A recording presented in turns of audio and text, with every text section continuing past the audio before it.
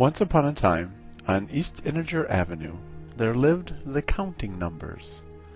Most of the numbers were very happy. Almost all of them had 2 neighbors, so they were never lonely. And most of them were also able to find neighbors that were a little less than them, so they felt good about themselves, and neighbors who were a little more, so they were never prideful. For the most part, the numbers were happy. I say for the most part, because there was one little number who was very unhappy. His name was 1, and he only had 1 neighbor. His neighbor was 2, and 2 always teased 1, saying that he was less than 2. This left 1 feeling sad. "All the other numbers have 2 numbers to visit," he cried, "but I only have 2, and 2 always teases me.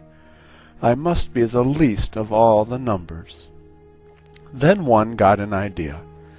Perhaps if he built a house in the lot next to him, and listed it for sale, another number might move in. So he set to work on the house. All the other numbers laughed at 1. "No one is going to buy that house," they said. "There aren't any numbers left." 2 was the meanest of them all. Only the least of the numbers would do something so silly. But 1's idea worked. 0 moved into the house, and now 1 had a new neighbor to talk to. All the other numbers were mean to 0. "You're nothing," they would tell her, and they made comments like, "There goes the whole number neighborhood." 1 did not like the way they treated 0, but it did make him feel good to know there was someone else that was less than him. "I have an idea," 1 said to 0. "If building a house made them treat me better, maybe building a neighborhood will get them to treat you better."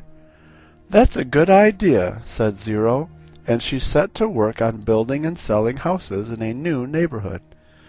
First she had East Integer Avenue extended to the west, because she wanted to have 2 neighbors as well. And then she asked the city to change the name into Integer Street. The new name sounded so important that soon more numbers than she could count wanted houses. The town grew so large and the street so long that everyone began to think of 0 as very special. Now the numbers have a new way of deciding their magnitude. They just count how many houses they are away from 0. And that makes 1 feel very special, too.